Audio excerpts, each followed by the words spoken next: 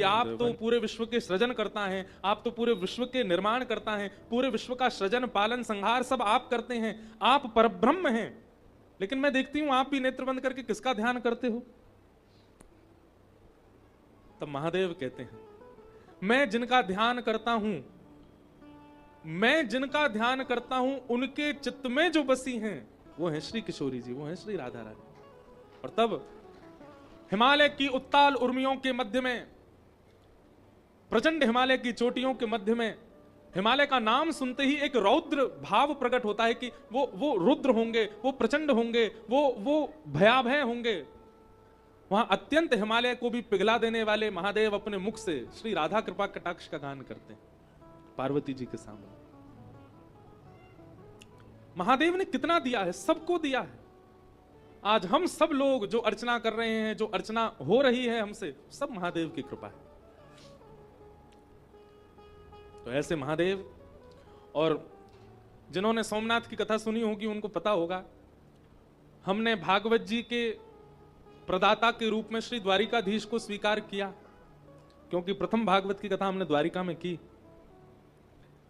तो हमारे भागवत के जो गुरु जी हैं वो हैं श्री द्वारिकाधीश भगवान द्वारिका में, और रामचरितमानस के हमारे गुरु जी हैं श्री महादेव।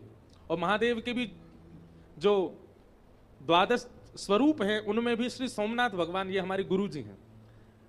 उन्हीं की कृपा से हमने मानस में प्रवेश किया। अब आज उन्हीं के ही एक तीर्थ में हम कथा सुनाने के लिए आए हैं, ये हमारा परम सौभाग्य है। हम लोग आज विचार कर रहे थे कि हम क्या कहें 7 दिन में। 7 दिन सप्ताह राम चर्चा है, राघव रसामृत है।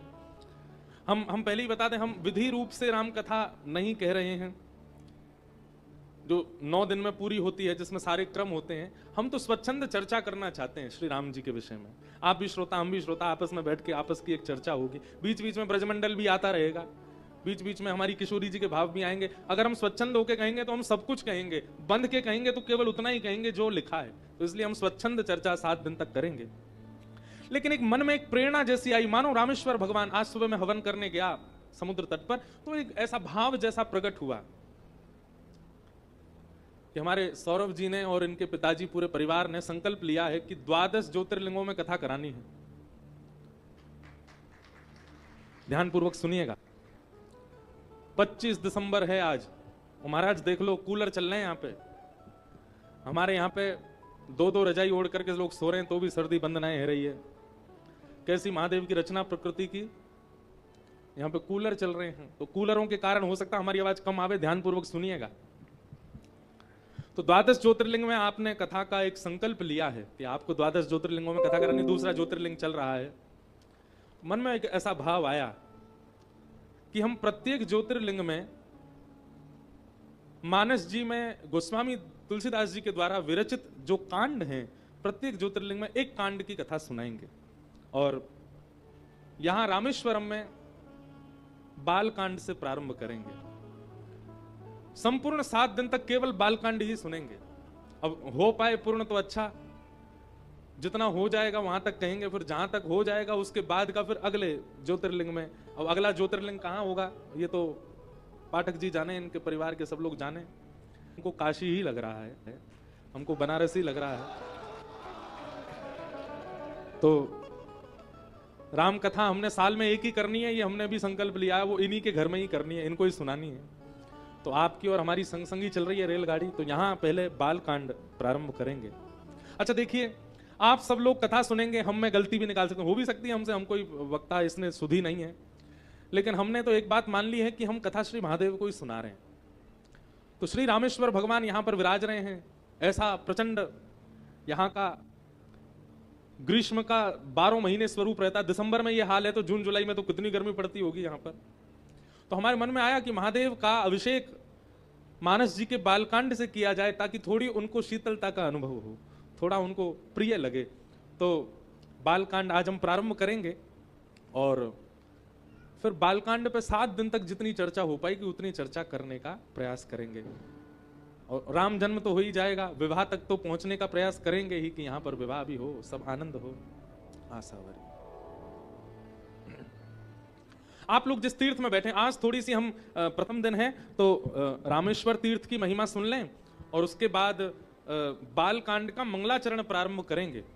और याद रहे कल, आज तो प्रथम दिन बहुत विलंब हुआ, कल से कथा का समय सुबह है 10 बजे से, 10 बजे से लेकर के और श्री रामेश्वर भगवान की इच्छा तक हम लोग कथा का श्रवण करेंगे, ताकि सायंकालीन सत्र में आप तीर्थ दर्शन कर सको, धनुषकोडी आदि जा सको, और भी कहीं अगर दर्शन की आप सबकी इच्छा हो तो आप जा सको। हम अपना स्वाध्याय अध्ययन आदि सब कर लिया करेंगे, तो इसलिए प्रातःकाल सत्र में ही कथा होगी सुबह 10 बजे से संभवतः 1 बजे तक, और ज्यादा मन लग जाए तो थोड़ा और भी देर तक चल सकती है। तो आज थोड़ी महिमा सुन लें हम लोग इस पावन तीर्थ की। स्कंद पुराण में रामेश्वर तीर्थ की बड़ी महिमा है, बहुत ध्यानपूर्वक सुनिएगा सब लोग।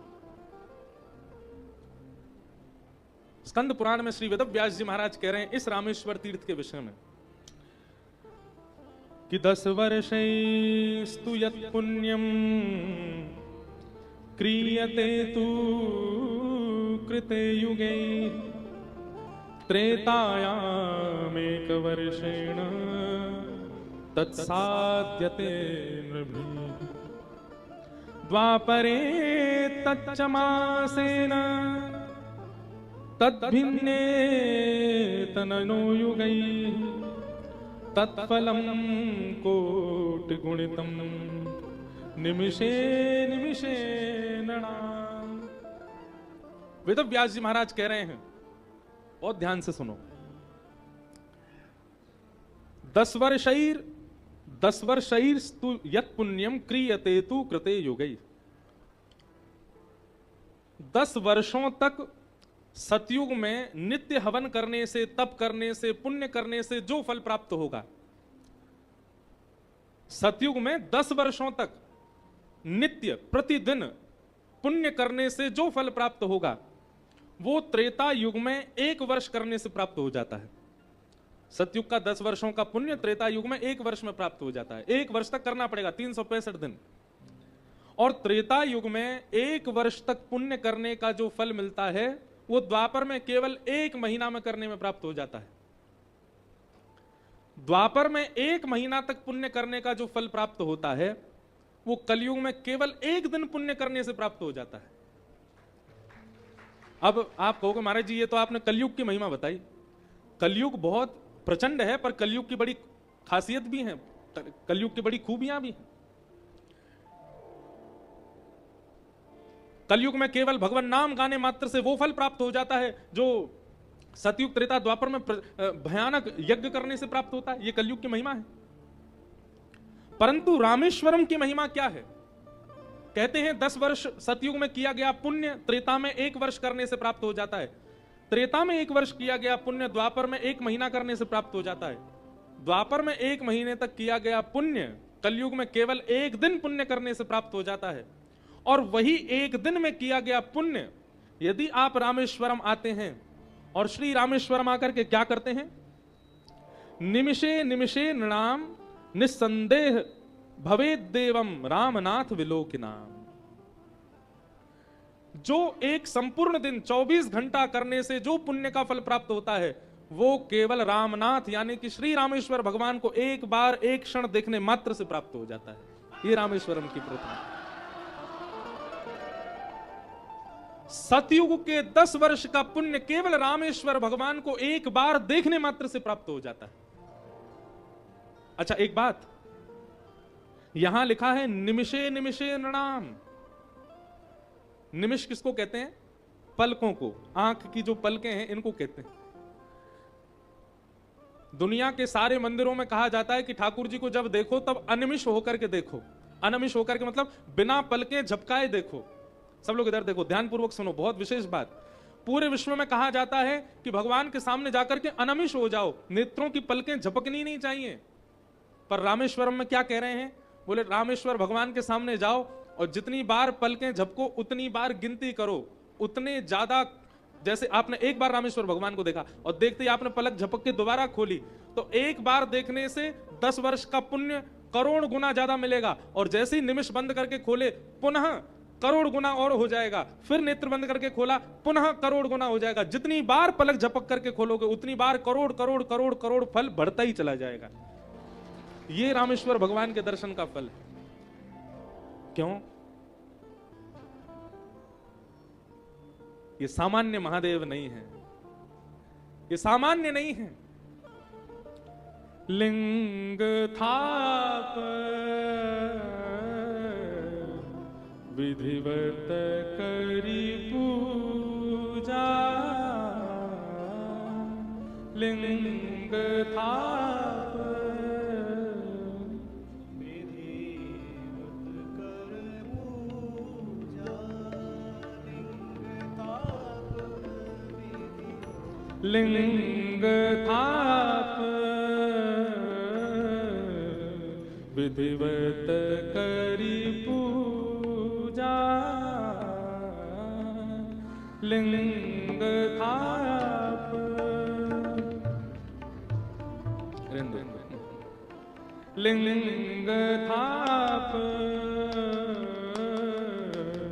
विधिवत करी पूजा,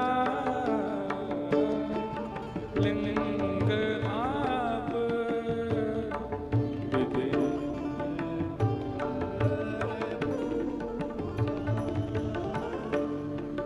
लिंग थाप विधिवत करी पूजा, लिंग थाप विधिवत करी। जैसे हम रामायण के नए श्रोता हैं, वैसे हमारे संगीत वाले भी ये भी नए ही हैं मानस जी के लिए। सब लोग गाओ। ये सामान्य महादेव नहीं है, स्वयं प्रभु श्री राम ने अपने हाथों से स्थापित किए हैं। आप इनका दर्शन करके इतना करोड़ गुना पुण्य फल प्राप्त कर रहे हो, इसमें कोई निस्संदेह बात है, इसमें कोई चिंता वाली बात नहीं है, इसमें कोई आश्चर्य वाली बात नहीं है। दुनिया में जितने भी शिवलिंग आप देखते हैं, ज्योतिर्लिंगों के अलावा, ज्योतिर्लिंग तो कहीं ना कहीं स्वयं प्रकट हैं, स्वयंभू हैं, पर और भी कहीं सामान्य मंदिरों में देखते हैं तो उसको किसी ने बनाया है, उसको किसी ने स्थापित किया है। वो किसी यंत्र के द्वारा, किसी आधुनिक भाव के द्वारा निर्मित किए गए हैं। हमारे पूज्य मलुकपीठ वाले महाराज जी एक बात कह रहे थे, अभी कथा पूरी हुई घर पर, बोले जो चित्र बनाना जानता है ना, कहीं ना कहीं उसका ध्यान जो होता है ना वो बड़ा श्रेष्ठ होता है। क्यों? जब वो चित्र बनाता है तो उसका मन कहीं और जाता ही नहीं है। ऐसे पलकें हैं, ऐसे भौएं हैं, ऐसे नेत्र हैं, ऐसी नासिका है, ऐसे ओष्ठ हैं, ऐसे गाल हैं, ऐसे कान हैं, ऐसे केश हैं। वो यदि ध्यान नहीं लगाएगा तो चित्र बिगड़ जाएगा। इसलिए महाराज जी कह रहे थे, बोले सबसे बड़ा ध्यानी संसार में कौन? बोले जो चित्र बनाता हो। माला हाथ में लेकर के बैठे समुद्र के तट पर, हिमालय पर जाकर के, और मंत्रों के द्वारा ध्यान साधना भी कई बार कठिन होता है, पर चित्र बनाने वाली का ध्यान कभी डगमगाता नहीं है। 12 ज्योतिर्लिंग एक से एक भर करके हैं, पर रामेश्वर अतिश्रेष्ठ क्यों है? क्योंकि रामेश्वर भगवान के एक एक अंग को, एक एक कण को स्वयं प्रभु श्री राम ध्यान पूर्वक पधरा रहे हैं। ऐसी गुलाई होगी, ऐसी चौड़ाई होगी, ऐसे लिंग होंगे, ऐसी उनकी जलधारी होगी, ऐसा उनकी आकृति, ये सब राम जी कितने ध्यान पूर्वक बना रहे हैं। इसलिए ये अति विशिष्ट हैं, अति विशेष हैं। लिंग थाप विधिवत करी पूजा, लिंग थाप विधिवत करी। प्रभु श्री राम कह रहे हैं, शिव समान प्रिय मोही न दूजा,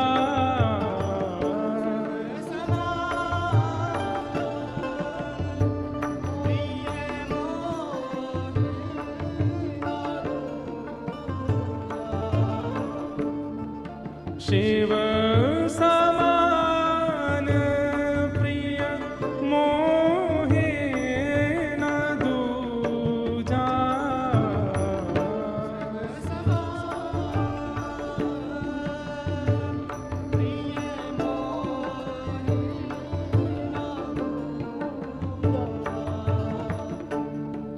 लिंग थाप विधिवत करी पूजा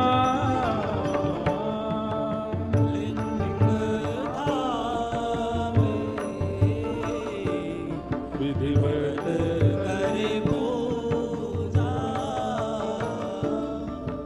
शिव द्रोही मम दास कहावा शिवद्रोही मम दास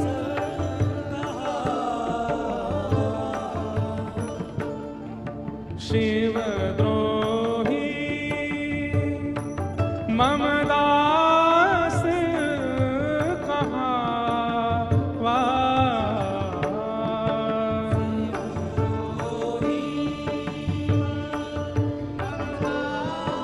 प्रभु श्री राम कह रहे हैं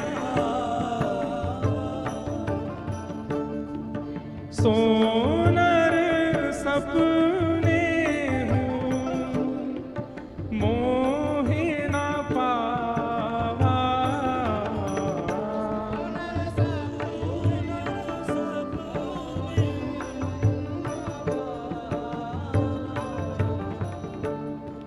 सोनर सपने हूँ मोहे न पावा सोनर सपने हूँ मोहे न पावा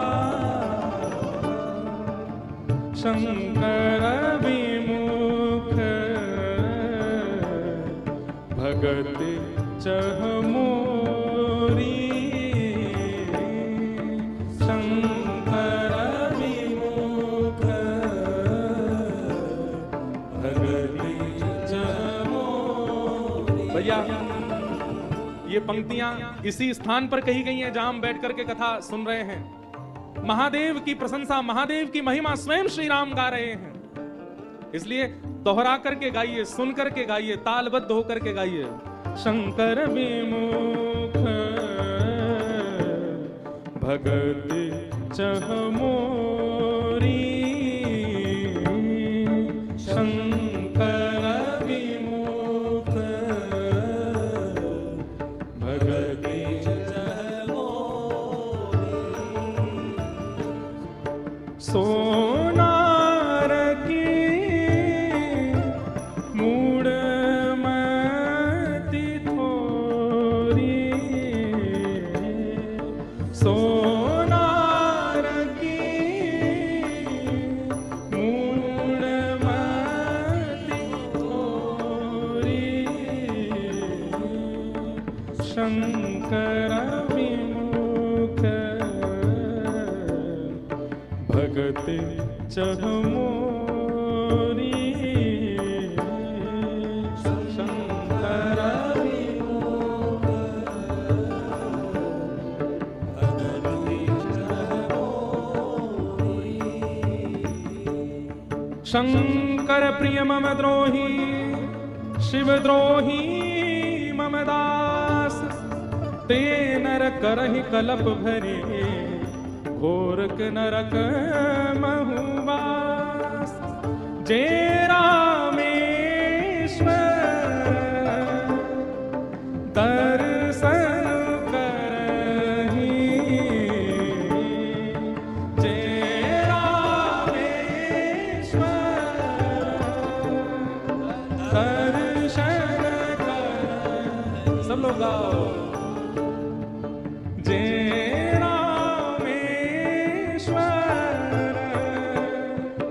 दर्शन करहि जे रामेश्वर दर्शन करहि ते तनु तजे मम लोक सिधरहि ते तनु तजे मम लोक सिधरहि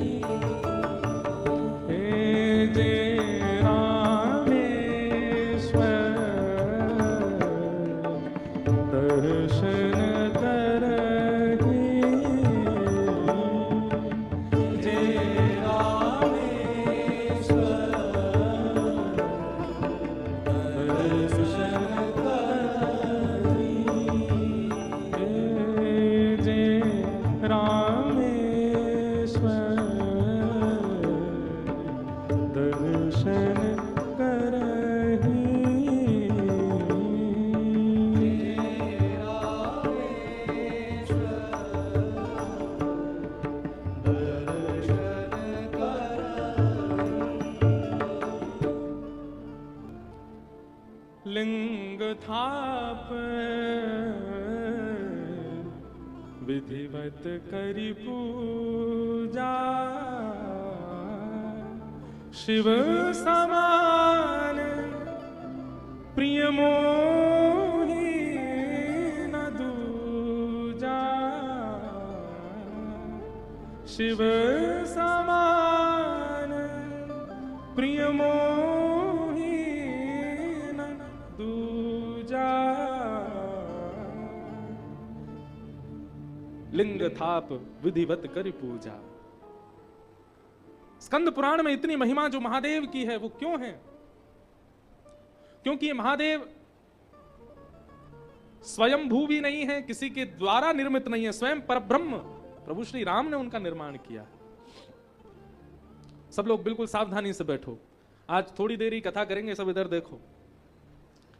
शिव समान मोहि, शिव समान प्रिय मोहि न दूजा। और कोई इतना प्रिय है ही नहीं जितना प्रिय महादेव हैं स्वयं भगवान श्री राम को। रामेश्वरम में 3 शिवलिंग विराजमान हैं।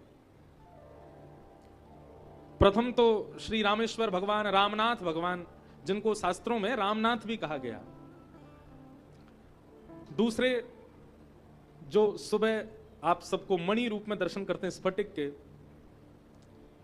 जो कि स्वयं आद्य गुरु शंकराचार्य भगवान के द्वारा स्थापित महादेव हैं। और तीसरे हनुमान जी के द्वारा स्थापित है हनुमतेश्वर, वे भी यहां विराजमान हैं। और तीनों के स्थापन इसी भूमि पर हुए, जिनमें से 2 की स्थापना तो दक्षिण के दाक्षिणात रामायणियों ने अपनी रामचरित्र में उनका स्थापन भाव बताया है। रामेश्वर भगवान की स्थापना तो वाल्मीकि रामायण में भी बताई है, मानस जी में भी बताई है, पर हनुमतेश्वर जो है इनकी स्थापन की विशेष कथा दक्षिण के एक रामचरित्र मानस, क्योंकि रामायण सतकोटि अपारा, 100 करोड़ रामायण, करोड़ों लोगों ने रामचरित्र को लिखा है। और कल्प भेद से कहीं ना कहीं सबकी कथाएं सत्य हैं। राम जी एक बार नहीं आए पृथ्वी पर, अनेक बार आए, और जितनी बार आए उतनी बार वैसी वैसी लीलाएं की हैं जो जो रामायणों में रामायणियों ने लिखी। बहुत सावधानी से सुनो सब लोग। एक बड़ी प्रसिद्ध कथा है कि प्रभु श्री राम ने जब लिंग थाप विधिवत करी पूजा, तो कौन ने कराई पूजा? तो एक बड़ी प्रसिद्ध कथा दक्षिण की राम कथा आती है कि स्वयं रावण आए थे महादेव की आराधना करवाने के लिए। ये बात सत्य है। दक्षिण के रामचरित्र लिखने वालों ने इस बात का किसी रामायण में, मैं एक बार महाराज जी से या गुरुजनों से पूछूंगा किन्होंने लिखा है जिसमें यह वर्णन है कि रावण आए पूजा कराने के लिए। बात हुई कि लंका विजय के लिए भगवान श्री राम जब आगे प्रस्थान करने लगे तो मन में भाव आया कि पहले अपने प्रिय आराध्य को वंदन कर लिया जाए, पूज लिया जाए। अगस्त मुनि से पूछा गया, महाराज आप आज्ञा करें कि कैसे महादेव को वंदन किया जाए, उनकी पूजा कैसे की जाए, विधि विधान सब आप बतलाइए। जब इस क्षेत्र में आए तो अगस्त मुनि बोले, भैया देखो किसी श्रेष्ठ विद्वान पंडित को न्योता दिया जाए, वही आकर के पूजा संपन्न कराए तो काम बढ़िया हो। सब लोग ढूंढने लगे, बोले खोजो। अब यहां कोई दूर दूर तक बस्तियां तो थी नहीं, कौन आए ब्राह्मण पूजा कराने के लिए। तभी देखा समुद्र के तट पर अगस्त मुनि मंद मंद मुस्कुरा रहे हैं। प्रभु श्री राम ने धीमे से पूछा, बोले आप मुस्कुरा क्यों रहे हैं? बोले जिसके क्षेत्र में हम लोग बैठे हैं वही महादेव का सबसे बड़ा अर्चक है। यदि उसको बुला लिया जाए, वो आकर के आराधना करा दे तो काम बन जाएगा। ये सुनकर के जितने बानर थे सब अचंभित हो गए। बोले क्या कह रहे हैं? बोले रावण का नाम ले रहे हैं। रावण आकर के महादेव की आराधना करवावे, वो पुरोहित बने और राम जी उसके यजमान बने, ये कैसे संभव होगा? परंतु इस भाव पर राम जी भी प्रसन्न से हो गए। देखो, गौ ब्राह्मण प्रतिपालक प्रभु श्री राम, रावण राक्षस है, रावण दैत्य है, रावण कुकर्मी है, ये सब बात है, पर एको गुण खलु निहंति समस्त दोषान। एक गुण तो कोई ऐसा होगा। वैसे देखो, इसमें कोई लोग ये बात ना सोच लें कि महाराज जी जाति को विशेष बता करके और राम जी को भी उसी भाव में ढाल रहे हैं। नहीं, जाति सब प्रधान है। अब प्रधानता रखने की बात आ जाए तो कोल भीलों को भी राम जी अपने हृदय से लगा रहे हैं, निषाद राजगुह को राम जी अपना प्रिय मित्र बता रहे हैं। यदि इन सब बातों को रखा जाए तो इनसे भी ये बात सिद्ध हो जाती है कि ठाकुर जी जाति नहीं देखते हैं, पर हां सब जातियों का सम्मान तो ठाकुर जी करते हैं। रावण ब्राह्मण है, और रावण ऐसा कैसा ऐसे ही ब्राह्मण नहीं है, केवल जन्म से ब्राह्मण हो गया ना, ब्राह्मणोचित कर्म नहीं करता, सब करता है, उसको सब वेद शास्त्र सब में निष्णात है। तो प्रभु श्री राम बोले ये भी एक आधुनिकता होगी कि रावण ही आकर के महादेव की स्थापन और पूजन करावे। बोले किसको भेजें? हनुमान जी की ओर देखा, बोले ये बढ़िया है, ये देख के आ भी चुके हैं एक बार, इनको गली मोहल्ला सब वहां के पता है, इनको पता है कौन कौन सी गली में रहता है, सब कैसा द्वार आदि सब कैसे हैं। जामवंत जी उठ करके बोले देखो आपकी बात ठीक है, पर हनुमान जी उपद्रव करके आ चुके हैं एक बार, तो निश्चित है कि उपद्रवी को दोबारा भेजोगे। क्षमा करना, हम हनुमान जी के लिए नहीं बोल रहे हैं, पर ऐसा एक बात कह दी। अब जामवंत जी तो बड़े बूढ़े हैं, कह सकते हैं उपद्रवी को दोबारा भेजेंगे तो फिर कहीं ऐसा नहीं हो कि पहले तो लंका जलाई थी, अब लंका पति जला के आ जाए। बोले इनको तो मत भेजो। अंगद बोले अभी बालक ही है, बालक की बात का इतना प्रभाव नहीं होगा, अब की बार हम जाते हैं। जामवंत जी, तो यहां प्रश्न उठता है जामवंत जी पहले क्यों नहीं गए? जब हनुमान जी गए थे तभी चले जाते। नहीं, जामवंत जी ने पहले कहा कि नहीं देखो हम तो बलवान हैं ही, हम तो श्रेष्ठ हैं ही, हम तो बड़े हैं ही, पर बालकों का बल पराक्रम और बुद्धि उसकी भी परीक्षण होना चाहिए। हनुमान जी आदि ये सब जामवंत जी के आगे बालक हैं, बोले पहले इनको करयान दो, और जब देखिए कि बालक की सब बिगाड़ बिगुड़ जाए तब बड़े जाते हैं संभालने के लिए, संवारने के लिए। तो जामवंत जी बोले हम जाते हैं, हम बड़े हैं, हम थोड़ी भाषा ऐसी बोलेंगे कि हमारी बात सुन के समझ के रावण हो सकता है कि क्रोध ना करे और आ भी जाए। अच्छा ये बात हमने व्यवहार में देखी है, छोटे चाहे कितने भी पढ़े लिखे हों, छोटे चाहे कितने भी इंटेलिजेंट हों, कई बार उनसे बात नहीं बनती जो बड़े बना देते हैं। छोटे हर बात में आगे रहते हैं, पिताजी आपसे नहीं होगा, दादाजी आप नहीं कर पाओगे, हम ये कर लेंगे, हम ये संभाल लेंगे। लेकिन जहां छोटे फेल होते हैं कई बार वहां बड़े ही संभालते हैं बातें जाके। जामवंत जी से कहा आप जाओ। जामवंत जी लंका गए, और जामवंत जी का नाम तो था ही। पहले ही सब सतर्क हो गए, बोले पहले बानर आया था, अब के रीछ आया है।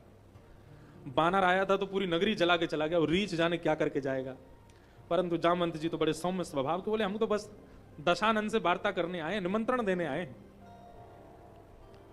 रावण के सामने गए तो कहते हैं कि जामवंत जी ने ब्राह्मण के धर्म क्या होते हैं वो धर्म सुनाए रावण को। तो रावण जब ब्राह्मणोचित धर्मों का जब श्रवण कर रहा था तो रावण बोला, सब लोग इधर देखो सावधानी से सुनो।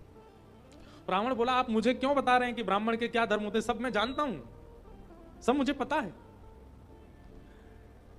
जामवंत जी बोले हमें पता है कि तुम्हें सब पता है, पर हमें एक बात बताओ, तुमने कभी इन सब नियमों का कभी पालन किया? रावण बोले मतलब? बोले कभी किसी का गृह प्रवेश कराया आपने? रावण बोले हम किसका गृह प्रवेश कराएंगे? जामवंत जी बोले कभी किसी के यहां शांति पाठ किया आपने जाकर के? किसी का ब्याह पढ़ाया आपने? अरे ये सब चीजें छोड़ो, कभी किसी देव की आराधना करवाई? ये तो ब्राह्मण का जन्मजात कर्म होता है, आपने कभी करवाया? रावण बोला हमको इन सब की आवश्यकता ही नहीं पड़ी, और कोई इतना बड़ा यजमान है दुनिया में जो रावण को पुरोहित बना करके बुलावे? हमारी तो दक्षिणा ही बड़ी मोटी होगी। बोले वही तो, हम तुम्हारे लिए यजमान लेकर के आए हैं, कम से कम जीवन में एक बार ब्राह्मणत्व को तो निभाओ, एक बार किसी कहीं जाकर के पूजा आदि तो करवाओ। तो रावण को भी बड़ा अच्छा लगा। रावण बोला हमने इतनी पढ़ाई करी, इतना अध्ययन किया, गुरुजनों के चरणों में बैठ करके इतना ज्ञान लिया, एक बार उसका प्रयोग तो हो कहीं पे। जामवंत जी बोले कौन है यजमान? कौशलेंद्रो वतान्न, सूर्यवंशी राजा दशरथ नंदन, कौशल्या नंदन, अवधपति प्रभु श्री राम। रावण भले ही तुम्हारा उनका बैर चल रहा है, आगे जो होगा वो बात की बात है, पर अभी यहां धर्म का थोड़ा चिंतन कर लिया जाए तो वे एक प्रकार से तुम्हारे दायरे में आए हुए हैं, तुम्हारा दायरा है पूरा, और तुम्हारे दायरे पर आकर के वो तुम्हारे ही आराध्य को वंदन करना चाहते हैं, महादेव को वंदन करना। रावण कितना भी क्रूर होगा पर महादेव का नाम सुनते ही उसके नेत्र सजल होते थे। महादेव, कोई शिव कह दे, कोई रुद्र कह दे, कोई महादेव कह दे, उस समय रावण के 2 क्षण के लिए मानो रोंगटे से खड़े हो जाते थे। अपने आराध्य का स्मरण करके रावण पिघल सा जाता है। जामवंत जी ने कहा तुम्हारे दायरे में आकर के तुम्हारे ही आराध्य को वंदन करना चाहते हैं, पुरोहित ढूंढ रहे हैं, दूर दूर तक कोई विद्वान ब्राह्मण नहीं मिल रहा है। तब हम सबके चित्त में तुम्हारा स्मरण आया। तुम बहुत विद्वान हो, भले ही तुम्हें आवश्यकता नहीं, तुम आज उस पदवी पर बैठे हो कि तुम्हें कहीं जाकर के पूजा आदि कराने की आवश्यकता नहीं है, पर तुम्हारे आराध्य और तुम्हारे द्वारा यजमान का कल्याण हो, इस नाते से अगर तुम जाकर के अनुष्ठान कराओ, वहां वैदिक पूजन कराओ, कितना आनंद हो। रावण को बहुत अच्छा लगा। रावण को लगा कि चलो इसी बहाने हमने जो सीखा उसका थोड़ा प्रकाश होगा, और वो भी किसी सामान्य एरे गहरे के नहीं, अंदर से तो सब जानता ही है रावण राम जी कौन है, साक्षात पर ब्रह्म है, परमात्मा है। उनके सामने जाकर के अपने वैदुष्यपूर्ण वाणी से महादेव की आराधना करवाने का अवसर ये मैं कैसे चुका दूं, कैसे जाने दूं हाथ से। रावण प्रसन्न होकर के खड़ा हो बोले, महाराज ए विभीषण, लाओ इनको लिस्ट प्रदान करो, पूजा सामग्री सब आप लोग व्यवस्था करो, और व्यवस्था नहीं हो तो हमको बताओ, हम लेके आते हैं। कह दीजिए राम जी से हम आएंगे और आकर के हम ही आराधना करवाएंगे। ये मानस जी में नहीं है, वाल्मीकि रामायण में नहीं है, पर दक्षिण के किसी रामायण के कर्ता ने इस भाव का वर्णन किया। रावण अति प्रसन्न। जैसे कोई गाड़ी चलाना सीख ले तो बार बार ये होता है, ड्राइवर से भी कहे तुम पीछे बैठो मैं चलाऊं। किसी को रोटी बनानी आ जाए, सब्जी बनानी आ जाए, तो वो आप हटो ना मैं बनाता हूं। नया नया सीखने वाला व्यक्ति कितना भी परिश्रम हो खुद करना चाहता है।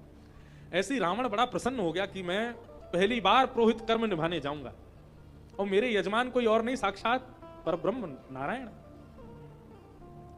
जामवंत जी लौट करके आए, राम जी से कहा रावण आ रहा है, अपनी पुरोहिताई निभाने आ रहा है। आहा, तभी पुष्पक विमान आ रहा था लंका से, और पुष्पक विमान में बैठ करके दशानन रावण अपने हाथ में बिल्कुल मानो बिल्कुल अपना आसन वगैरह लेकर के, जैसे ब्राह्मण आते हैं वैसे ही बिल्कुल ब्राह्मण की तरह आसन आदि लेकर के रावण आया। सब लोग सावधानी से सुनो, क्या हुआ है? बैठे रहने दो, सब लोग सुनो, इधर देखो। अब ये सब हमारे सामने बैठे हो, बिल्कुल हमको डिस्टर्ब मत करो, हमारे कुछ भाव बनने हैं वो सुन लो। तो हम क्या बता रहे थे? रावण आया आसन आदि लेकर के, बढ़िया बिल्कुल जैसे एक पुरोहित आते हैं वैसे ही आए, सब ने प्रणाम किया। ब्राह्मण देवता आए हैं, पूजन कराने के लिए आए, इनको प्रणाम करो।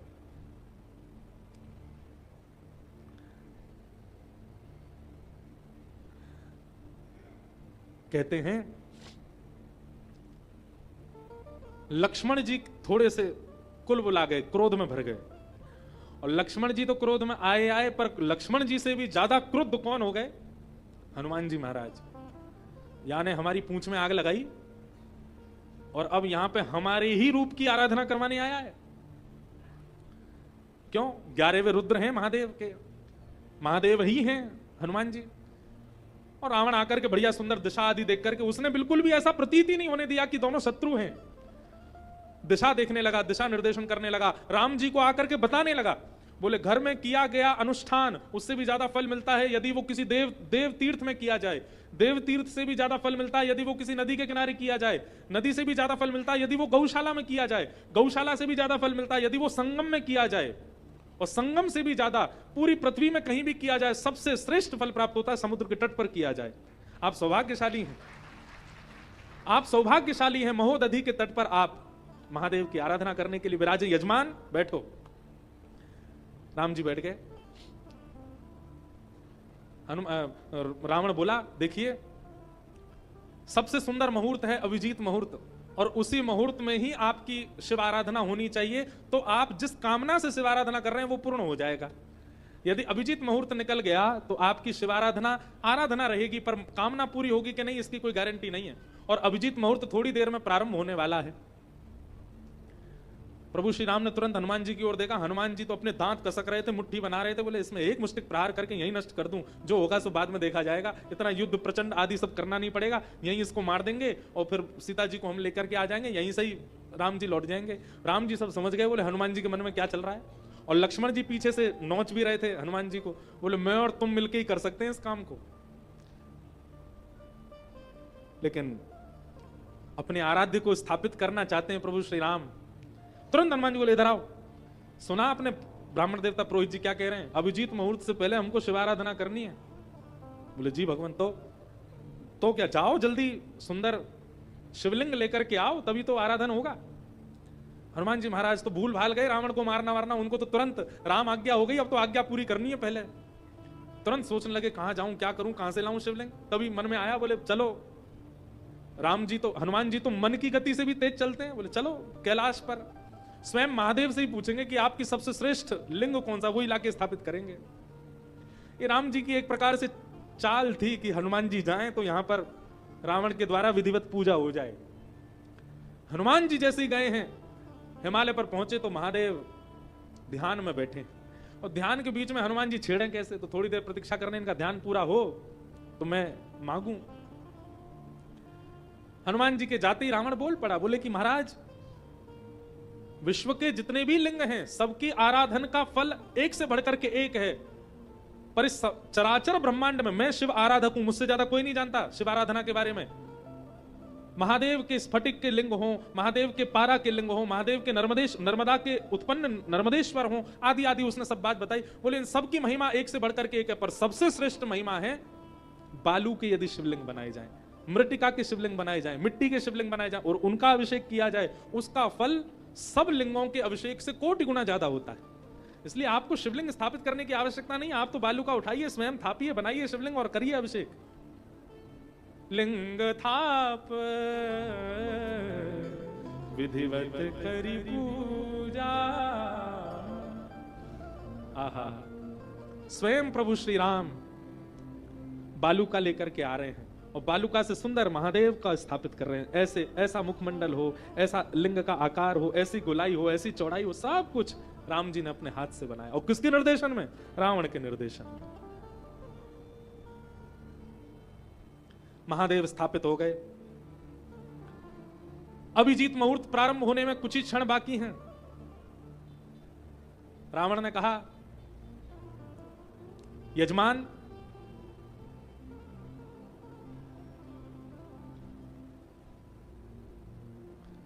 आपका संकल्प क्या है, आपकी मनोकामना क्या है शिव आराधना के पीछे? ब्राह्मण देवता को बताना पड़ता है कि हम क्यों कर रहे हैं, कोई भी अनुष्ठान हो उसके पीछे हमारी कामना क्या है। रावण ने पूछा, आप अपना नाम बताइए, गोत्र बताइए, अपनी शाखा बताइए, सब कुछ बताइए और उसके बाद अपनी कामना बताइए, मैं संकल्प बुलवा दूंगा आपका। किस संकल्प से आप शिव आराधन कर रहे हैं? प्रभु श्री राम मंद मंद मुस्काए और बोले, लंका विजय प्राप्त्यर्थम, लंका पर विजय प्राप्त करने के लिए हम शिव आराधन कर रहे हैं। पहला, सीतायाः प्राप्त्यर्थम प्रियताम, हमारी जो गृहिणी सीता जी हैं उनका हरण हो गया है, उनको सकुशल हम प्राप्त कर लें, उस संकल्प से हम आराधन कर रहे हैं। और तीसरा संकल्प क्या है?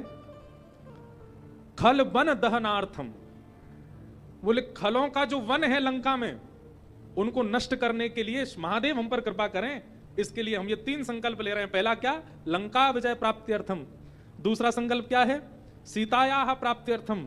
और तीसरा, खल वन दहनम, खल के वनों को दहन करने के लिए हम संकल्प ले रहे हैं। रावण को एक पसीना तो आ गया, लेकिन इस समय रावण लंकापति नहीं है। इस समय रावण अपनी लंका का विचार नहीं करे, इसीलिए तो रामचरित्र इतना प्रमुख है। क्यों? क्योंकि वहां सब मर्यादाओं का ध्यान रखते हैं। इस समय रावण कौन है? पुरोहित है, और अपने यजमान के संकल्प की सिद्धि के लिए वो बैठा है। जिन्होंने भी इस सुंदर कथा का कथन किया, कितने सुंदर भाव से किया है।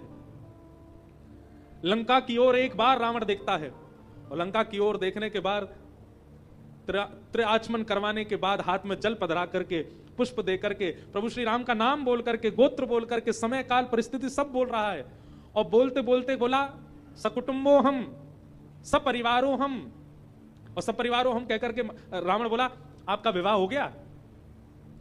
राम जी बोले, हमने बोला तो हमारी पत्नी हरण हो गई है, उसी को प्राप्त करने के लिए। तो बोले, महाराज हम दक्षिणा लेने वाले पुरोहित नहीं है, यजमान का कार्य सिद्ध हो इसी संकल्प से ही हम अपनी पुरोहिताई निभाएंगे। और क्षमा करें, विवाहित व्यक्ति अकेला यदि अनुष्ठान में बैठेगा तो उसका कार्य सिद्ध नहीं होगा।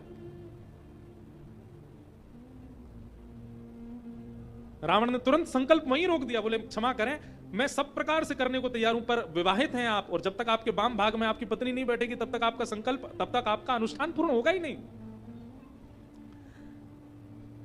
तभी जामवंत जी बोले वेदों में एक बात और लिखी है पुरोहित जी। बोले क्या? अगर पुरोहित एक बार आसन पर बैठ गया है और अनुष्ठान की विधि प्रारंभ हो गई है, तो अनुष्ठान निर्विघ्न संपन्न हो, इसकी जिम्मेवारी पुरोहित की होती है। प्रभु श्री राम का संकल्प निर्विघ्न पूर्ण हो, अनुष्ठान निर्विघ्न पूर्ण हो, आपकी जिम्मेवारी है। आप पुरोहित हैं और सब जानते हैं कि पुरोहित जानता है कि यजमान की गृहिणी कहां है। उनको बुलाइए, बिठाइए। रावण ने तुरंत पुष्पक विमान को आज्ञा की, जाइए अशोक वाटिका से सीता जी को लेके आओ। पुष्पक विमान गया, अशोक वाटिका में जाकर के पराम्बा जगदम्बा श्री सीता जी को वहां विराजमान करके पुनः रामेश्वरम लाया गया, और रामेश्वरम ला करके श्री सीता जी को राम जी के बगल में बिठाया गया। और बिठा करके अब सीता जी और राम जी दोनों एक के ऊपर एक हाथ रख के, हाथ में पुष्प है, जल है, अक्षत है, और दक्षिणा तो है नहीं, वनवासी राम है, तो इसलिए दक्षिणा के रूप में पत्र ही रखा है। रावण स्वयं संकल्प दिलवा रहा है, नाम गोत्र कुल खानदान सब कुछ कह करके, सपरिवारो हम, सकुटुंबो हम, बानर सेना सहितो हम, भार्या सहितो हम, सारे संकल्प करा करके, और रावण संकल्प में बोलता है, हमारे यजमान की लंका विजय हो, हमारे यजमान की गृहिणी सकुशल उनको प्राप्त हो जाए, हमारे यजमान के संकल्प से खलों का वन दहन हो जाए, इसी कामना से हे महादेव यह अनुष्ठान हो रहा है। मैं आपके चरणों में प्रार्थना करता हूं, हमारे यजमान के कार्य को संसिद्धि रस्तो, इनका कार्य सिद्ध हो। यह दृश्य देख करके सबके हृदय में प्रेम उमड़ पड़ा। ये मर्यादा है रामचरित्र की, रामलीला की। और मृतिका के बने हुए महादेव। अच्छा एक बात और, रावण की विद्वत्ता कैसी। आज रावण पहली बार पुरोहिताई निभाने आया, आज तक कभी पुरोहित नहीं बना, आज तक कभी पंडिताई की नहीं, उसने पहली बार कर रहा है। तो कहते हैं रावण ने वेद शास्त्र उपनिषदों में लिखे हुए महादेव के आराधन के श्लोकों को कहा ही नहीं, बोला ही नहीं, तो नई नई रचनाएं बनाता है बैठे बैठे, और वहीं बैठ करके महादेव की आराधना करवा रहा है। राम जी भी बीच बीच में वाह वाही कर जाते, वाह रावण। मतलब जो वेद शास्त्रों में लिखे हुए श्लोक हैं उनका स्पर्श ही नहीं कर रहा है, नए नए नवीन श्लोक बना करके राम जी से आराधन करवा रहा है। यजमान अपने हाथ में पुष्प लीजिए, अक्षत लीजिए, कुमकुम लीजिए, महादेव का ध्यान कीजिए। और महादेव का ध्यान करो तो सब हमारे पंडित जी कहेंगे, ध्याये नित्यम महेशम रजत गिरिनिभम चारु चंद्रावतम सम रत्ना कल्पोज्वलांगम। अब ये लिखा हुआ मंत्र है, ये शास्त्रों में वर्णित मंत्र है, परंतु रावण ये सब नहीं बोलता है। रावण तो अपने द्वारा बनाई हुई रचना बोलता है, और वो भी पूर्वकृत नहीं, उसी समय बैठ करके।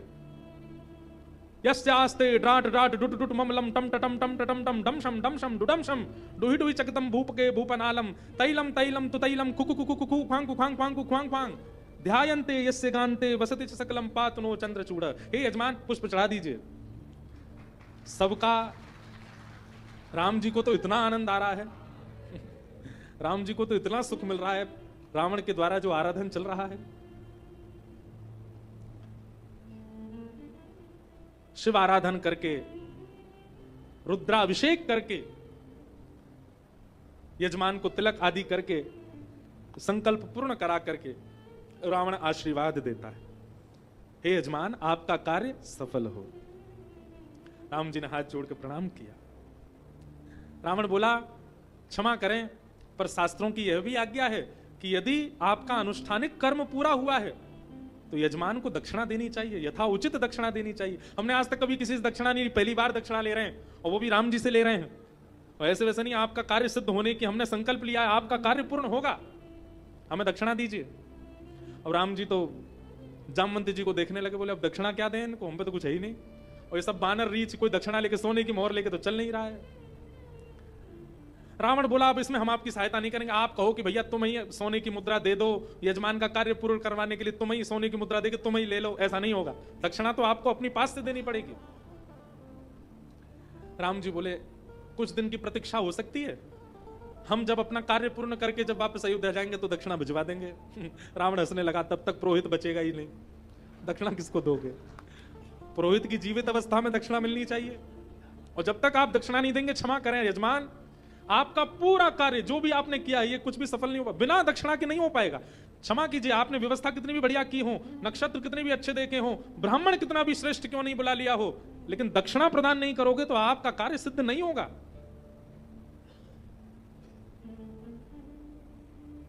राम जी संकोच में आ गए, क्या दक्षिणा दें। तभी रावण बोला, मैं थोड़ी सहायता कर दूं। बोले क्या? मैं जो चाहता हूं वो दक्षिणा दे दीजिए। राम जी बोले, हाँ आप मांग लीजिए, आपको क्या दक्षिणा चाहिए। रावण बोला, मैं जानता हूं कि मेरे यजमान पर ब्रह्म है, परमात्मा है, साक्षात ईश्वर है। संकल्प में भी रावण ने बुलवाया, साक्षात ईश्वर हूं, ये संकल्प करता है महादेव, ये कोई और नहीं है, साक्षात ईश्वर है। मैं जानता हूं कि मेरे यजमान साक्षात ईश्वर हैं। मैं यजमान से केवल एक ही दक्षिणा मांगना चाहता हूं कि संपूर्ण पुलस्त वंश, संपूर्ण रावण वंश और संपूर्ण लंका में रहने वाले खल, संपूर्ण लंका में रहने वाले संपूर्ण जो राक्षस हैं, उन सबको मृत्यु के बाद भगवत लोक की प्राप्ति हो। कृपा करके ऐसी दक्षिणा आप प्रदान करें। लंका में रहने वाले पुलस्त ऋषि के खानदान के किसी भी व्यक्ति की अधोगति ना हो, किसी को भी नरक ना जाना पड़े, किसी को भी रसातल में ना गिरना पड़े, सबको सदगति की प्राप्ति हो। हे यजमान, ऐसी दक्षिणा प्रदान करो। राम जी के नेत्र सजल हो गए और राम जी ने ये वरदान, राम जी ने ये दक्षिणा प्रदान की है। ये वरदान नहीं है रावण को, ये दक्षिणा दी है कि लंका में एक छोटे से कीट से लेकर के और दशानन रावण तक जो भी राम रावण युद्ध में मारे जाएंगे, सबको सदगति प्राप्त होगी, सबको साकेत प्राप्त होगा। ये दक्षिणा हम तुमको देते हैं। रावण ने तुरंत जल छोड़ा, आसन के नीचे सम सक्राय नमः। रावण खड़े हो गए अपने स्थान पर, आशीष देने लगे। सबने प्रणाम किया, बोले आपका कार्य सफल हो, सिद्ध हो, मेरा बहुत बहुत आशीर्वाद है। आशीर्वाद देकर के अपना आसन लेकर के रावण जैसे ही आसन से इतर हुआ, इतर होते ही ब्राह्मणत्व से परे हो गया। अब रावण दशानन हो गया। तुरंत सैनिकों को आज्ञा की, सीता जी को पुनः पुष्पक विमान में बैठाओ। सीता जी को पुष्पक विमान में बैठाया। रावण जैसे ही पुष्पक विमान में चढ़ने लगा, इतने में ही हनुमान जी, शंकर जी लेके आ गए। यहां देखें, यहां तो भंडारा हो गया, पुष्पादि सब चढ़ गए, आरती हो गई, सब कुछ हो गया। अब पहुंचे, ये तो राम जी ने चाल चली थी। तो राम जी की भावना थी कि रावण जाएगा तो हनुमान जी जाएंगे तो उतनी देर में हम कर लेंगे सब काम। हनुमान जी लौट करके आए। हनुमान जी आकर के बोले, प्रभु ये आपने क्या किया? मुझे भेज दिया शिवलिंग लेने के लिए, यहां तो सब आराधना आदि सब कुछ हो गया। राम जी बोले, हमारे पुरोहित जी बोल करके गए कि मृतिका के बने हुए शंकर जी ही प्रधान होते हैं, उनकी हमने कर ली।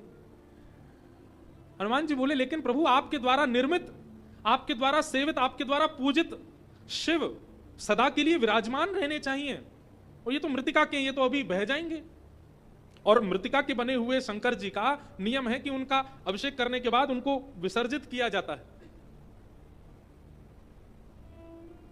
आप एक काम कीजिए, अब मैं जो शिवलिंग लेकर के आया हूं, इनकी पुनः आराधना करके इनको विराजमान कर दो, ताकि कलिकाल में भी लोग जब इस तीर्थ में आए तो आपके द्वारा स्थापित ठाकुर जी का दर्शन कर सकें। इतने में ही रावण रुक गया।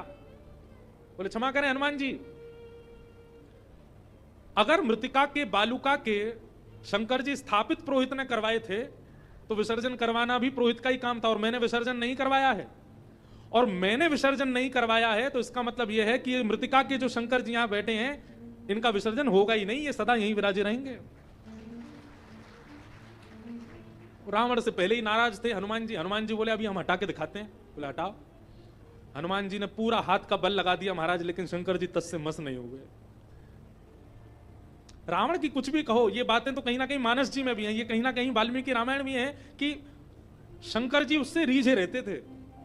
ये बात तो हम बताते हैं कथा में कि पूरी दुनिया महादेव को प्रणाम करने के लिए कैलाश मानसरोवर जाती, पर मानसरोवर से रोज शंकर जी लंका जाते ताकि रावण मुझको प्रणाम कर ले। तो रावण यदि चाह जाए कि शंकर जी बालुका के हैं, इनका विसर्जन नहीं होगा, तो शंकर जी का होगा ही नहीं विसर्जन। हनुमान जी ने खूब प्रयास कर लिया, लेकिन शंकर जी तस्से मस नहीं हुए। हनुमान जी ने अपनी पूंछ लपेटी शंकर जी से, रामेश्वर भगवान से, और महाराज जैसे ही पूंछ से खींचना प्रारंभ किया तो कहते हैं, शेष नाग के सिर के ऊपर तिल के समान पृथ्वी रखी है। हनुमान जी ने जब अपना प्रचंड बल लगाया शंकर जी को हटा के अपने वाले विराजमान करने के लिए, तो कहते हैं पृथ्वी शेषनाग के सिर से एक क्षण के लिए अधर हो गई, लेकिन शंकर जी तत्समझ नहीं हुए, शंकर जी वहीं विराजमान रहे।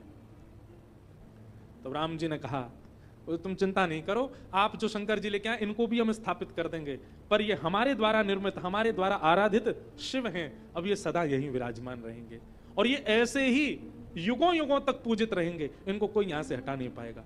तब बालुका के बनाए हुए महादेव ही, रावण के द्वारा आराधन जिनका करवाया गया, वही महादेव रामेश्वर भगवान के रूप में रामेश्वर तीर्थ में विराजमान हुए। इसलिए स्कंद पुराण क्या कहते हैं, 12 ज्योतिर्लिंगों के अलग अलग महात्मा हैं, एक से एक बढ़कर के श्रेष्ठ हैं, पर रामेश्वर भगवान के दर्शन का महात्मा सबसे विलग है। क्यों? बाकी जगह तो आपको नेत्र खोल करके महादेव को देखना पड़ेगा, जितनी देर नेत्रों से देखोगे उतना पुण्य मिलेगा, पर यहां जितनी बार नेत्र के पलकें झपका झपका करके देखोगे उतनी बार पुण्य मिलेगा। निमिषे निमिषे निमिषे निमिषे नणाम, निस्संदेह। एक और बात, व्यास जी कह रहे हैं इस बात पर संदेह मत कीजिएगा। अगर कोई ये सोचने लग जाए व्यास पीठ पर बैठ करके महाराज जी कह रहे हैं, नहीं वेद व्यास जी कह रहे हैं, इस बात पर संदेह मत करना। आप जितनी बार पलक झपक करके खोल करके देखोगे उतनी बार उतना गुना फल आपका बढ़ता जाएगा। ये महादेव के दर्शन का फल है। आहा, निमिषे निमिषे नणाम निस्संदेह भवेद देवम रामनाथ विलोकिनाम। ये रामनाथ है। अच्छा, ऐसा भी वर्णन आता है कि जब महादेव की आराधना करी तो उमा पार्वती प्रकट हो गए, और उमा पार्वती ने प्रकट होकर के राम जी के कार्य की सिद्धि का उनको आशीष प्रदान किया। पहले तो आशीष प्रदान किया, और आशीष देने के बाद में नेक दूर जाकर के महादेव ही प्रणाम करने लगे, क्योंकि महादेव और राम जी एक दूसरे में ही अपने प्राणों का दर्शन करते हैं। यहां के भगवान का नाम क्या है? रामेश्वरम। अब संस्कृतज्ञ इसके अनेक अर्थ बताते हैं। बोले महादेव का नाम जब रामेश्वरम रखा गया तो शंकर जी प्रकट हो गए, और प्रकट होकर के बोले हाँ, यहां के महादेव का नाम रामेश्वरम होगा। इसका मतलब क्या है? बोले राम जिनके ईश्वर हैं, राम जिन महादेव के ईश्वर हैं वो हैं रामेश्वर। राम जी बोले नहीं नहीं नहीं, ये तो गलत अर्थ है। बोले सही अर्थ क्या है? बोले राम के ईश्वर जो हैं वो रामेश्वर। राम जी कह रहे हैं राम के जो ईश्वर वो रामेश्वर, महादेव कह रहे हैं राम जिनके ईश्वर वो रामेश्वर। इतने में ब्रह्मा जी प्रकट हो गए, बोले झगड़िए मत, हम बता दे रहे हैं सही अर्थ। बोले क्या? बोले जो राम हैं वही ईश्वर हैं, और वही ईश्वर ही महादेव हैं, इसलिए ये हैं रामेश्वर। वही राम ही ईश्वर हैं, वही ईश्वर ही राम हैं, वही ईश्वर ही महादेव हैं, इसलिए ये रामेश्वर। तो इनके अनेक अर्थ हैं। ये राम के ईश्वर भी हैं, और ये राम जिनके ईश्वर हैं वो भी हैं, और राम ईश्वर और महादेव ये तीनों हैं, इसलिए ये हैं रामेश्वर। बोलो रामेश्वरम महादेव की जय।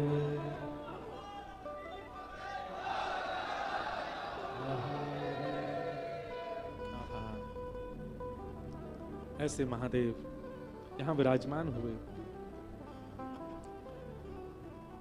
जय रामेश्वर दर्शन करहि, जय रामेश्वर दर्शन करहि, जय रामेश्वर दर्शन करहि, जय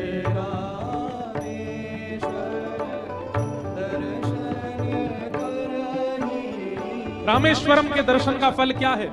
स्वयं प्रभु श्री राम बता रहे हैं, ते तनु तज मम लोक सिधर, ते तनु तज मम लोक सिधर, ते तनु तज मम लोक सिधर,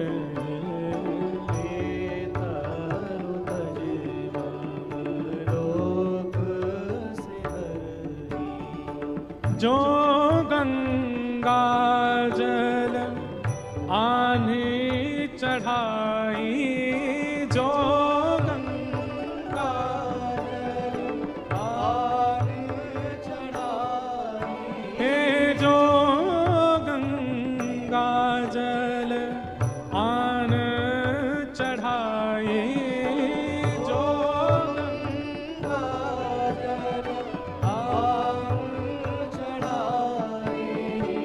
सो साजुज मुक्ति नर पाए,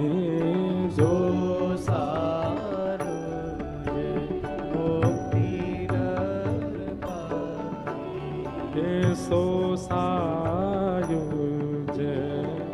मुक्ति नर पाए। सो सायुज मुक्ति नर पाए। हे हो ये अकाम। सब लोगों को अर्थ तो समझ में आ ही रहा है। भगवान श्री राम कह रहे हैं जो रामेश्वर दर्शन करहि, जो एक बार भी अपने संपूर्ण जीवन में रामेश्वर भगवान का दर्शन कर लेते हैं, ते तनु तज मम लोक से धरहि, वे अपने तन को जब भी त्यागेंगे उनको मेरे लोक की ही प्राप्ति होगी। और जो गंगा जल आन चढ़ाई, सो सायुज मुक्ति नर पाहि, दर्शन करने से मेरी लोक की प्राप्ति हो जाएगी।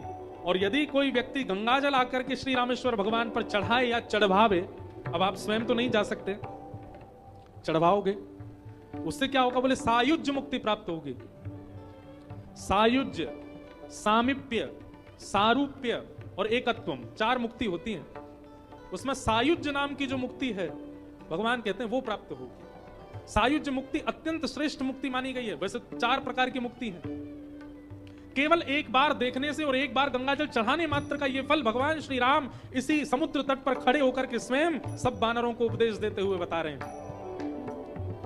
होई अकाम जो छल तज सोई, होई अकाम जो छल तज सोई,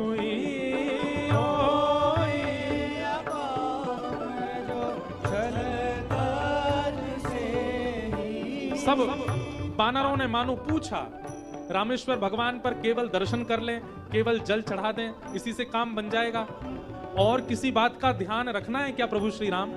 तो भगवान श्री राम कह रहे हैं छल छोड़ करके और निष्काम भाव से। रामेश्वर भगवान से कुछ मांगना नहीं है कि आप ये कर दें, वो निष्काम हो करके। और दूसरी बात, छल छोड़ करके, किसी के भी प्रति छल की भावना चित्त में नहीं होनी चाहिए। भगति मोरी ते शंकर दे, भगति मोरी ते शंकर दे। प्रभु श्री राम कह रहे हैं निष्काम भाव से और निश्चल भाव से यदि गंगा जल आपने महादेव के ऊपर चढ़ाया, रामेश्वर भगवान के दर्शन कर लिए, तो क्या होगा? भगति मोरी ते ही शंकर दे, मेरी भक्ति उनको रामेश्वर भगवान प्रदान करेंगे। जितने भी महादेव के उपासक हैं पूरे भारतवर्ष में, पूरे ब्रह्मांड में, सबको रामेश्वर जरूर आना चाहिए।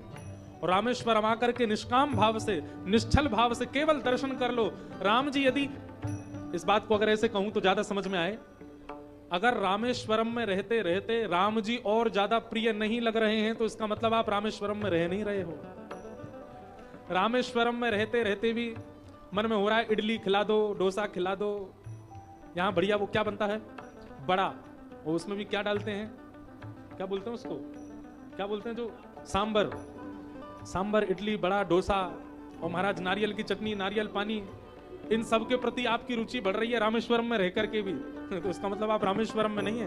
पर रामेश्वरम में रहते रहते ज्यों ज्यों प्रतिक्षण आप रामेश्वरम में रह रहे हैं, त्यों त्यों राम जी और ज्यादा प्रिय लग रहे हैं। और हम ब्रजवासियों के लिए कहें तो त्यों त्यों किशोरी जी और ज्यादा प्रिय लग रही हैं, तो समझो आप रामेश्वरम आए हो। लेकिन काशी से आए, जितने पहले राम जी प्रिय लगते थे, यहां से जाने के बाद भी उतने ही प्रिय लग रहे हैं, तो इसका मतलब आप रामेश्वरम गए, लेकिन वहां से रामेश्वर का मूल दर्शन करके आए नहीं। क्योंकि स्वयं भगवान श्री राम कह रहे हैं भगति मोर इते ही शंकर दे, यही देंगे, रामेश्वर भगवान ही देंगे राम जी की भक्ति। मम कृत से तू जो दर्शन करही, मम कृत से तू जो दर्शन करही, हे मम कृत से तू जो दर्शन करही, मम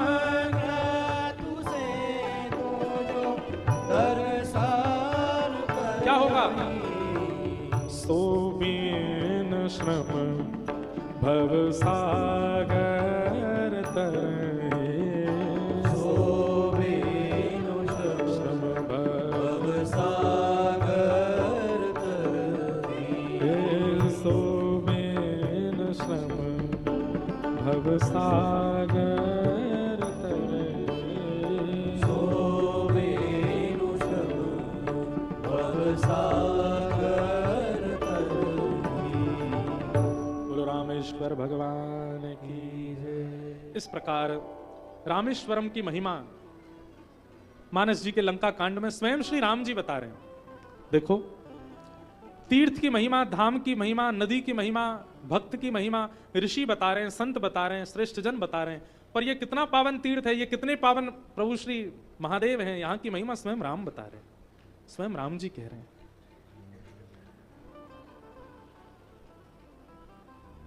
एक बहुत सुंदर श्लोक स्कंद पुराण का है, अगर हो सके तो आप सब लोग मेरे साथ दोहरा करके गाइएगा। रामनाथ महादेव, रामनाथ महादेव, माम रक्ष करुणानिधे, माम रक्ष करुणानिधे, माम रक्ष करुणानिधे, माम रक्ष करुणानिधे। इति यः सततं ब्रूयात्, इति सततं ब्रूयात्, इति यः सततं ब्रूयात्, इति यः सततं ब्रूयात्।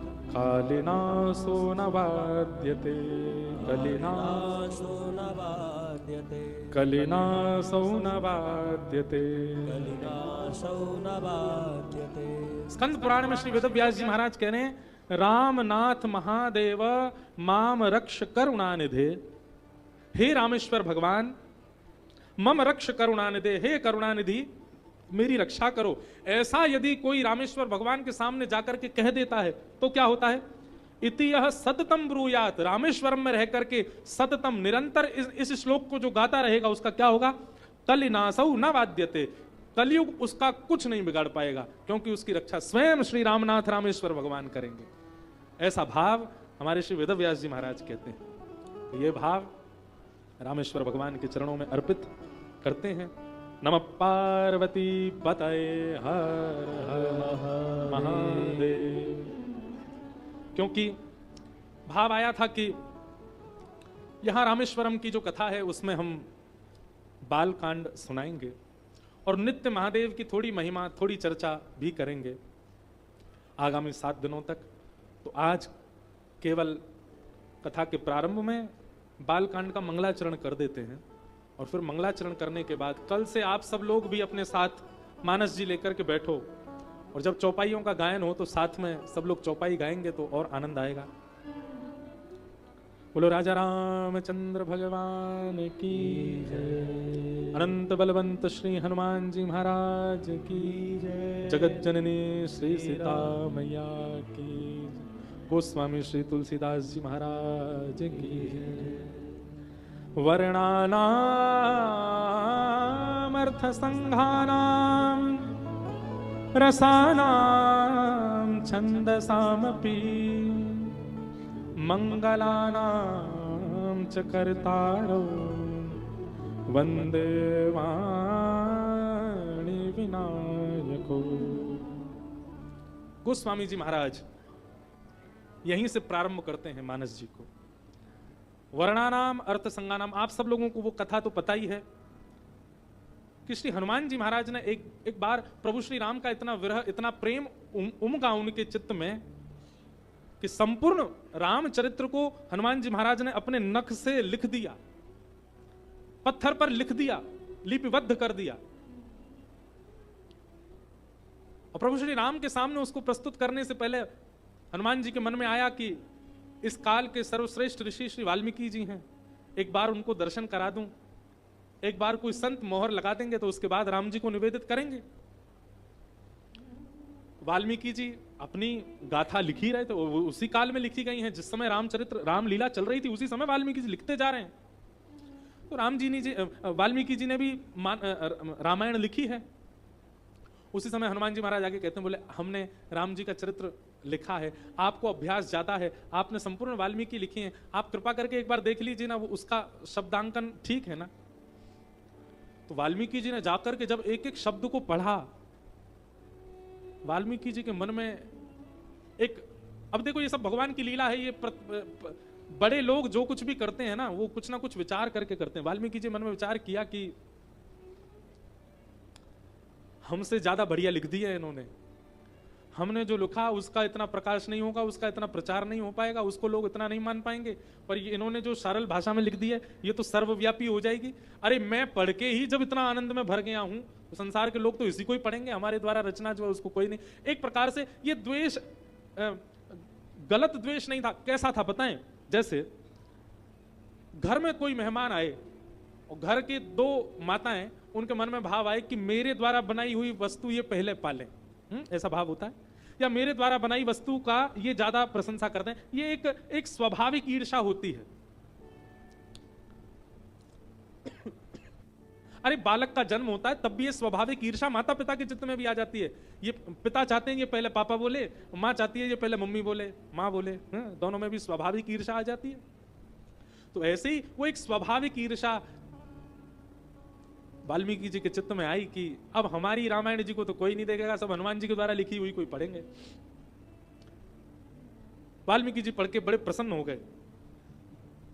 हनुमान जी महाराज से बोले हमने तुम्हारी लिखी हुई संपूर्ण रामचरित्र को पढ़ लिया, हमको बहुत अच्छा लगा, लेकिन हम इस पर हस्ताक्षर तभी करेंगे जब हमें जो दक्षिणा चाहिए वो तुम हमको दोगे। हनुमान जी महाराज बोले आप कहिए ना क्या दक्षिणा चाहिए आपको? बोले हमको यही दक्षिणा चाहिए, तुमने जितनी रामचरित्र लिखा इसको समुद्र में प्रवाहित कर दो, इसको समुद्र में डाल दो। हनुमान जी महाराज ने किंचित भी विचार नहीं किया, संपूर्ण रामचरित्र लिखा था और इतना सुंदर लिखा था कि वाल्मीकि जी खुद उस पर मोहित हो गए। लेकिन वाल्मीकि जी के आज्ञा से एक क्षण भी नहीं लगाया और संपूर्ण शिलाओं को समुद्र में प्रवाहित कर दिया। और ये बात श्री लक्ष्मण जी को पता चली। श्री लखनलाल जी आए और लखनलाल जी आकर के वाल्मीकि जी पर थोड़े क्रुद्ध हो गए, बोले आपने गलत किया, ये ईर्ष्या आपको नहीं करनी चाहिए थी। हनुमान जी ने इतना सुंदर चरित्र लिखा और आप उसके प्रति ऐसी भावना रखते हैं। वाल्मीकि जी बोले क्षमा करें, मैं चाहता हूं कि हमारे द्वारा रचना जो है उससे लोग राम जी को पहले पहचान लें। वो नहीं, ऐसी भावना नहीं होनी चाहिए। अब इस भावना की, इस अपराध की पूर्ति के लिए आपको पुनर्जन्म लेना पड़ेगा।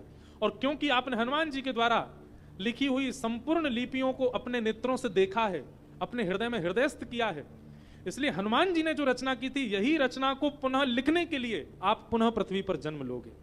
और तभी वाल्मीकि श्री तुलसीदास जी के रूप में प्रकट हुए। वाल्मीकि तुलसी भयो, और वही गोस्वामी तुलसीदास जी के रूप में आए। और गोस्वामी जी ने आकर के एक बहुत सुंदर पंक्ति मेरे पास लिखी हुई है गोस्वामी जी के लिए।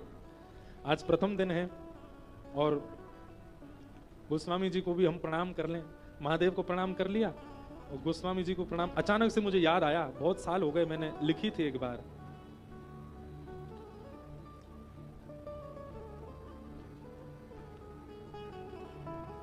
पता नहीं कहां लिखी होंगी, मिल गई। जय जय सिया रघुराई, जयति जय तुलसी गोसाई। जय जय सिया रघुराई, जयति जय तुलसी गोसाई। जय जय सिया रघुराई, जयति जय तुलसी गोसाई। जय जय सिया, ताल बजा के गाओ। जयति जय तुलसी गोसाई। जय जय सिया रघुराई, जयति जय तुलसी गोसाई। जय जय सिया रघुराई। आज रामेश्वर भगवान के चरणों में मानस जी की कथा प्रारंभ हो रही है और एक प्रकार से ये मानस जी 7 दिन में पूरी नहीं होंगी, 7 बार में पूरी होंगी। और वो भी होंगी कि नहीं पता नहीं। यहां तो केवल बाल कांड होगा, अगली कथा जहां होगी वहां अयोध्या कांड होगा, उसके बाद अगली कथा जो होगी। इस प्रकार सारे कांडों को कहते हुए 7 साल की कथा आज प्रारंभ हो रही है। वैसे तो कथा हमारी 12 साल की है, पर ये 7 वर्षों की कथा आज प्रारंभ रामेश्वर भगवान के चरणों से हो रही है। इसलिए गोस्वामी तुलसीदास जी को प्रणाम करते हुए सब लोग गाओ। जय जय सिया रघुराई, जयति जय तुलसी गोसाई।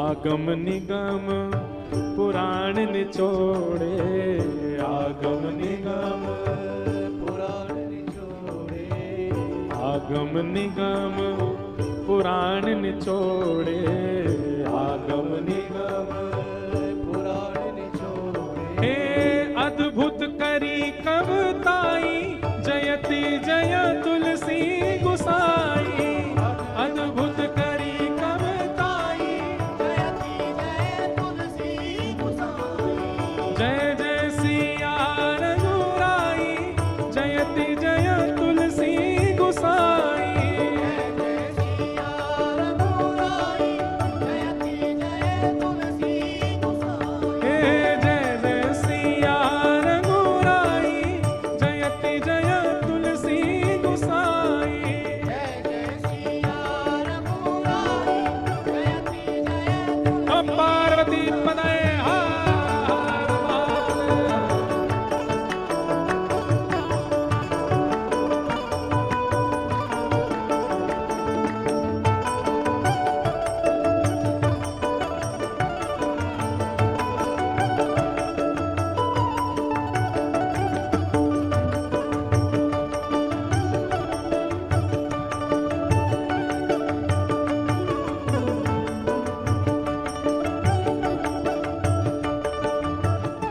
सुन करके सब लोग हमारे साथ सुन करके गाओ। छंद सोरठा सुंदर दोहा छंद सोरठा सुंदर दोहा छंद सोरठा सुंदर दोहा छंद सोरठा सुंदर श्री दोहा मानस जी में क्या क्या लिखा है? हे छंद सोरठा सुंदर दोहा छंद सोरठा सुंदर दोहा छंद सोरठा सुंदर दोहा छंद सोरठा सुंदर दोहा और रुचि रुचार चौपाई जयति जय तुलसी गुसाई रुचि रुचार चौपाई जयति जय तुलसी गोसाई रुचि रुचार चौपाई जयति जय तुलसी गुसाई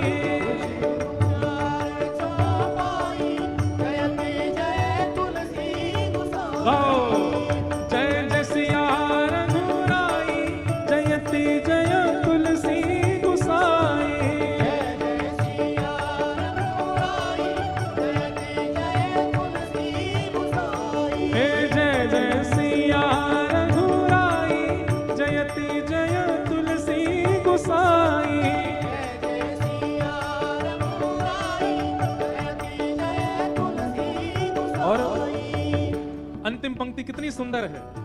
आहा गोस्वामी तुलसीदास जी ने छंद लिखे सोरठा लिखे दोहा लिखे चौपाई लिखी श्लोक भी लिखे लेकिन इस सुंदर मानस को जन जन तक पहुंचाने के लिए एक धारा की आवश्यकता थी और वो धारा प्रवाहित करवाई किसने? सत्यम शिवम सुंदरम लिख के सत्यम शिवम सुंदर लिख के यहाँ हमारे काशी के जितने लोग बैठे हैं उनको तो पता ही है पर जिनको नहीं पता है गोस्वामी तुलसीदास जी ने मानस की रचना की पर मानस की रचना करने के बाद अब ये प्रमाणित कैसे हो?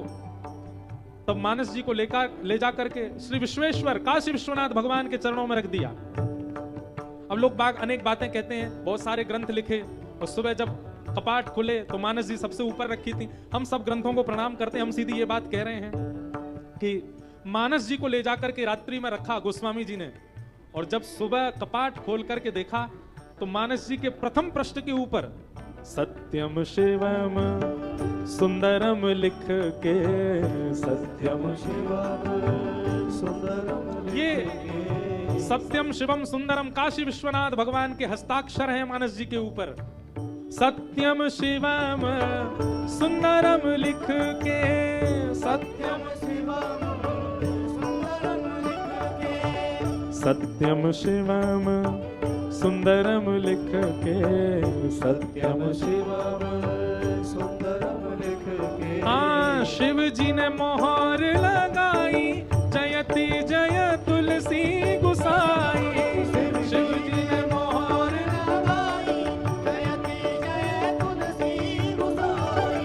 शिव जी ने मोहर लगाई, जयति जय तुलसी गोसाई।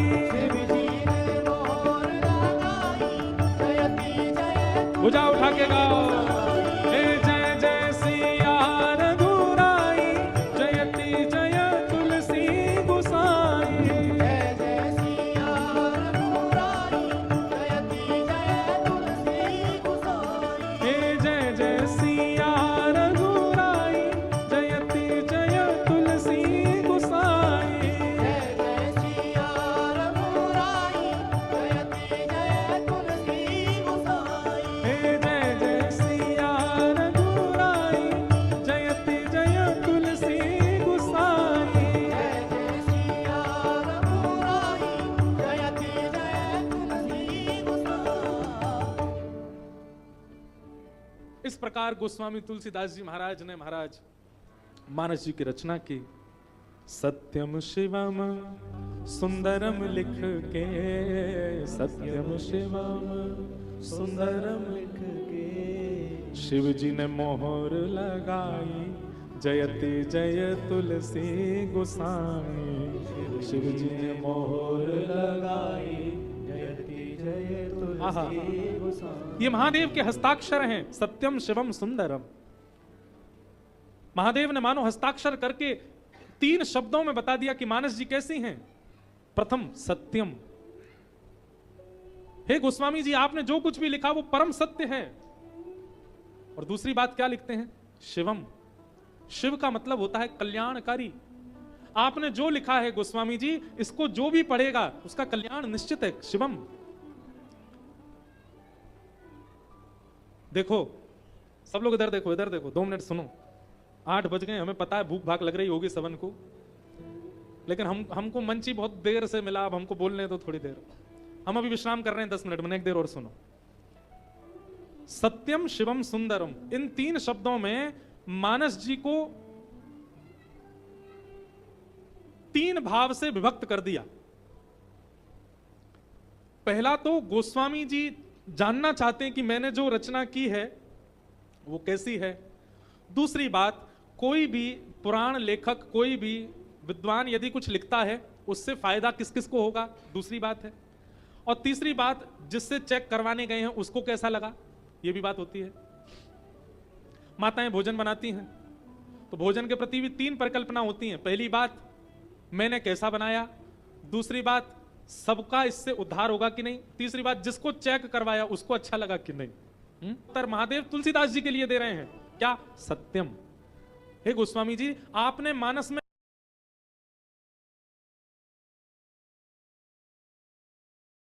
जो कुछ भी आपके मानस में आता गया और आपने जो लिखा है वो परम सत्य है, इसलिए आप बिल्कुल भी संदेह, जैसे कई बार कई लोग अपने स्वप्न पर संशय करते हैं।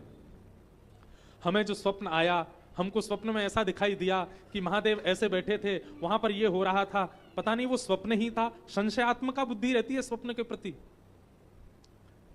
तो कहीं गोस्वामी जी को संशय ना हो, इसलिए महादेव कहते हैं सत्यम, तुमने जो कुछ भी लिखा है वो परम सत्य है। और दूसरी बात, महादेव मेरे और आप सबके लिए बोले, हे गोस्वामी जी आपने जो लिखा इसको जो भी पढ़ेगा शिवम, उसका कल्याण होगा। और मानस जी से एक ही कल्याण होता है, राम प्राप्ति होती है, कल्याण होगा। सत्यम से गोस्वामी तुलसीदास जी को मन में शांति मिली कि मैंने सही लिखा। शिवम से पढ़ने सुनने वालों को शांति मिली कि चलो ठीक है हमारा कल्याण होगा। लेकिन धीमे से गोस्वामी जी महादेव की ओर देख के कहते हैं, बोले सब तो आपको कैसा लगा, मैंने जो लिखा वो आपको कैसा लगा। तो अंतिम शब्द महादेव कहते हैं सुंदरम, आपने जो लिखा है वो अति सुंदर है।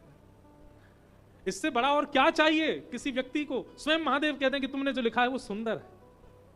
सत्यम शिवम सुंदरम, सत्यम शिवम सुंदरम लिख के शिव जी ने मोहर लगाई, जयति जय तुलसी गोसाई। जय जय सिया रघुराई, जयति जय तुलसी गोसाई। वर्णानाम अर्थसंधानाम रसानाम छंदसामपि मंगलानां च कर्तारो वंदे वाणी विनायको। भवानी शंकरौ वंदे श्रद्धा विश्वासरूपिणौ याभ्यां विना न पश्यन्ति सिद्धास्मान्तस्त्वमीश्वरम् वंदे बोधमयं नित्यं गुरु शंकर रूपिणौ यमाश्रितो हि विक्रोपी चंद्रः सर्वत्र बन्ध्यते सीताराम गुणग्राम पुण्यानन्य विहारिणौ वन्दे विशुद्ध विज्ञानौ कवीश्वर कपीश्वरौ उद्भव स्थिति संहार कारिणीं क्लेशहारिणीं सर्वश्रेयस्करीं सीतां नतोऽहं रामवल्लभा यन्मायया वसवते स्वविश्वखिलं ब्रह्मादिदेवासुरा यत्सत्त्वाद्रमिषेव भाति सकलं रज्जौ यथा हेर्भ्रमः यत्पादाप्लवमेकमेव हि भवां बोधे स्थितिशावतां वन्देऽहं तमशेषकारपर्णं